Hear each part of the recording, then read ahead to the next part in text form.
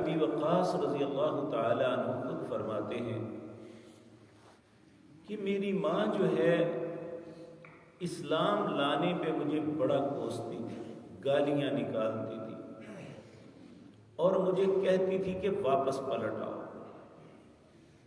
جب میں نہ پلٹا تو مجھے وہ طعنہ دینے لگی کہ تو کہتا ہے کہ تمہارے نبی کہتے ہیں ماں باپ کا احترام کرو، ان کی بات مانو، تم میری بات نہیں مانتے، نافرمان ہو۔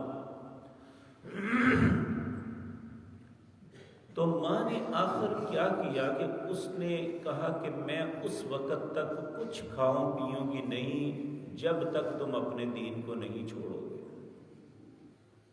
یعنی واپس شرک کی طرف آ جاؤ۔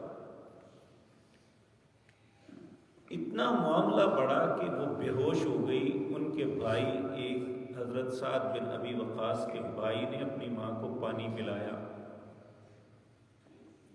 حضرت سعد بن وقاص کا دل بھی نرم ہوا کہ میری ماں مر نہ جائے۔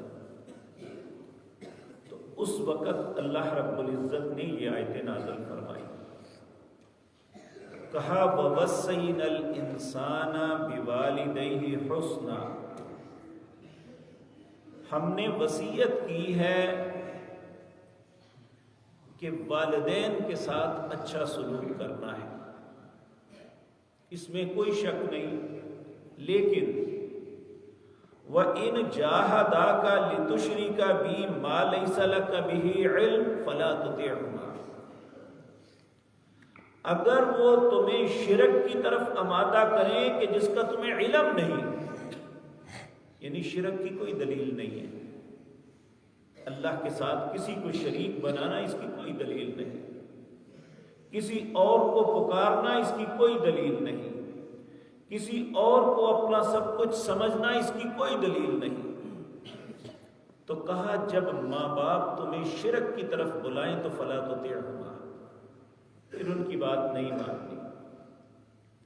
اسی طرح رسول اللہ کا فرمان بھی ہے صلی اللہ علیہ وسلم، کہا لا طاعت المخلوق معصیت الخالق، جس بات میں خالق کی نافرمانی ہو، مخلوق میں کوئی بھی کتنا قریبی رشتہ دار کیوں نہیں، اس کی اطاعت جائز نہیں ہے۔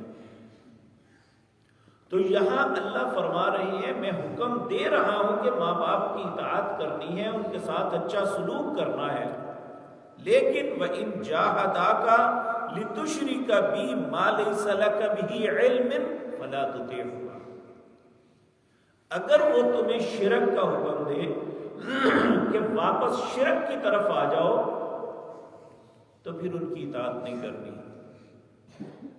اِلَيَّ مَرْجِعُكُمْ، تم سب نے لوٹ کے میرے پاس آنا ہے، فَأُنَبِّئُكُمْ بِمَا كُنْتُمْ تَعْمَلُونَ، پھر میں تمہیں بتاؤں گا، خبر دوں گا کہ تم اب کیا کرتے رہے۔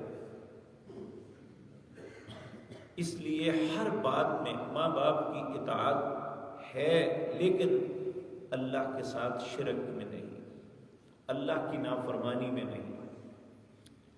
سوال یہ پیدا ہوتا ہے، آج یہ ہم تو نہیں کہتے ماں باپ کی نافرمانی، یقین جانیے آج بھی ماں باپ بچوں کو نافرمانی پہ آمادہ کرتے ہیں۔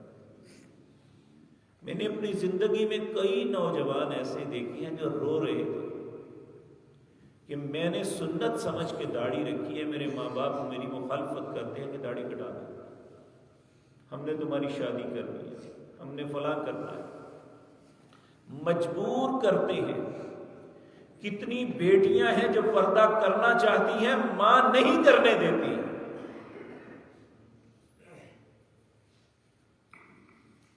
یہ حقیقتاً وہ ماں باپ جو اپنی اولاد کو معصیت کی طرف لے جاتے ہیں،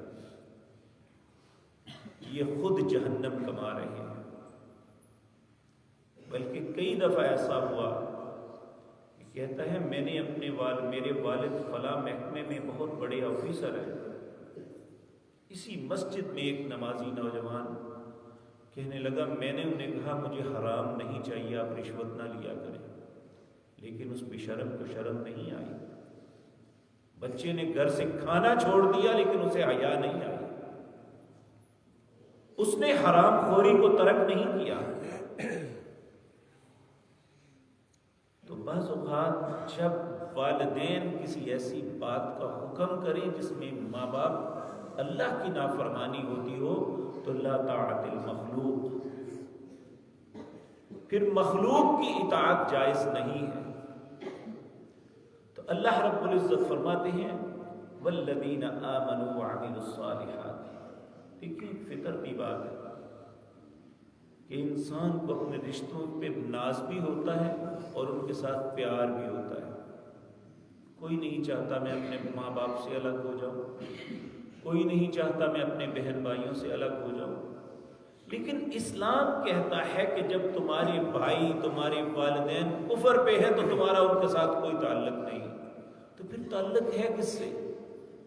اللہ فرماتے ہیں والذین آمنوا وعملوا الصالحات، جو لوگ ایمان لائیں گے اور نیک عمل کریں گے لندخلنہم فی الصالحین، میں انہیں نیک لوگوں کا ساتھی بنا دوں گا. نیک لوگ اس کے دوست بن جائیں گے. اور آپ دیکھ لیں سیدنا ابو بکر صدیق رضی اللہ تعالی عنہ، ان کا بیٹا کہنے لگا، وہ بدر کی جنگ میں مسلمان نہیں ہوا تھا، کہنے لگا ابا جی آپ 2 دفعہ میرے سامنے آئے لیکن میں نے چھوڑ دیا. کہا بیٹے اگر تم میرے سامنے آتا تو میں کبھی نہ چھوڑتا. اصل رشتہ خون کا نہیں، اصل رشتہ دین کا ہے. آپ دیکھیں نوح علیہ السلام کا بیٹا خون کا رشتہ تھا، ان کے صلب سے پیدا ہوا، لیکن اللہ نے فرمایا انہ لیس من اہلک، یہ تیرے اہل میں سے نہیں ہے. انہ عمل غیر صالح، کیونکہ اس کے کام اچھے نہیں ہیں. اس لیے رشتہ خون کا نہیں ہوتا، رشتہ دین کا ہوتا ہے. اور یہ دین کا رشتہ ہی پختہ ہے جو دنیا اور آخرت میں ساتھ نبھاتا ہے. تو اللہ رب العزت فرماتے ہیں جو والذین آمنوا وعملوا الصالحات، جو لوگ ایمان لائے اور نیک عمل کیے لندخلنہم فی الصالحین، ہم انہیں ضرور نیک لوگوں میں داخل کریں گے. ومن الناس، لوگوں میں کچھ ایسے لوگ بھی ہیں. آغاز میں آیا تھا کہ میں ایمان والوں کو آزماؤں گا. اب کہا ایمان ایسے لوگ بھی ہیں من یقول آمنا باللہ، جو کہتے ہیں ہم اللہ پہ ایمان لائے. فَإِذَا أُوذِيَ فِي اللَّهِ، جب اللہ کے رستے میں انہیں تکلیف دی جاتی ہے، جَعَلَ فِتْنَةَ النَّاسِ، لوگ اسے کسی فتنے میں مبتلا کرتے ہیں، کعذاب اللہ، وہ سمجھتا ہے اللہ کی طرف سے عذاب ہے، حالانکہ وہ آزمائش ہے. وہ اسے اللہ کا عذاب تصور کر لیتا ہے اور اپنی ایمان کو ترک کر دیتا ہے. ایسا نہیں کرنا چاہیے.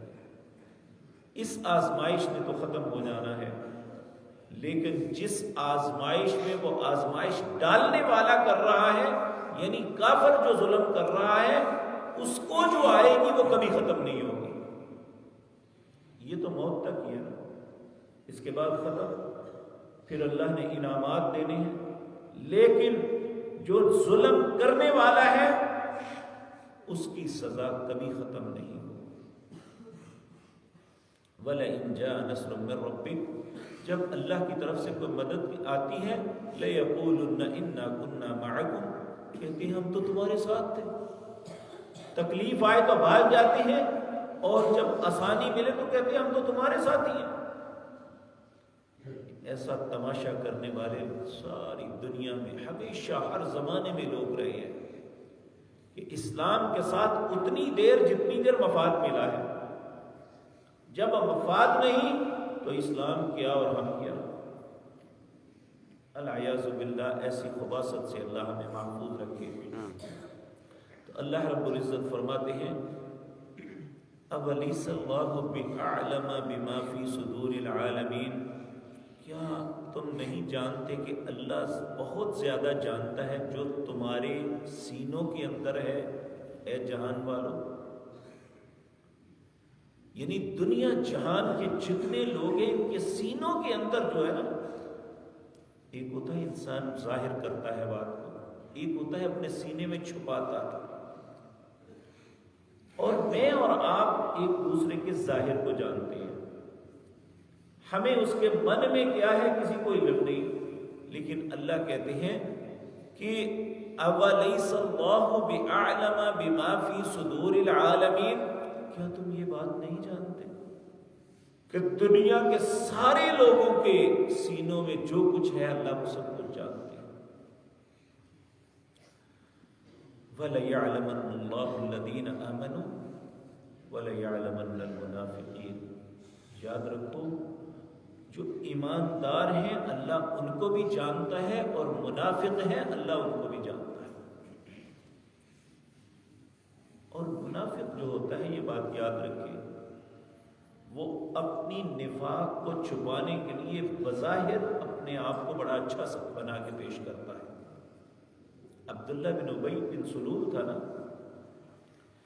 یہ جب نماز پہلی صف میں پڑھتا، جب اللہ کے نبی صلی اللہ علیہ وسلم نماز کو مکمل کر لیتے تو کھڑے ہو جاتا اور آپ کی طرف اشارہ کر کے کہتا ہے واللہ باللہ ثم اللہ انک لرسول لامین لصدیق، اللہ کی قسم، اللہ کی قسم، اللہ کی قسم، آپ اللہ کے رسول ہیں، آپ سچے اور امانت دار ہیں۔ اللہ رب العزت جو دلوں کے حالات کو جانتا ہے، اس نے سورت اتاری، کہا اذا جاءک المنافقون قالوا نشهد انک لرسول اللہ واللہ یعلم انک لرسول واللہ یشهد ان المنافقین لکاذبون۔ یہ آپ کے پاس منافق آتے ہیں، قسمیں اٹھا کے کہتے ہیں کہ آپ اللہ کے رسول ہیں، اور اللہ جانتا ہے کہ آپ اللہ کے رسول ہیں، لیکن یہ جھوٹ بول رہے ہیں۔ اگر آپ اللہ کے رسول، آپ سچے اور امانت دار ہیں، تو پھر آپ کی بات کیوں نہیں مانتے؟ اللہ رب العزت ہمیں ایمان کی نعمت نصیب فرمائے اور ہمیں ایمان پہ استقامت دے، جب تک زندہ رکھے، ہمیں ظاہراً بھی اور باطناً بھی ایمان کی حالت میں زندہ رکھے، اور اسی حالت میں موت نصیب فرمائے۔ اقول قولی ھذا واستغفر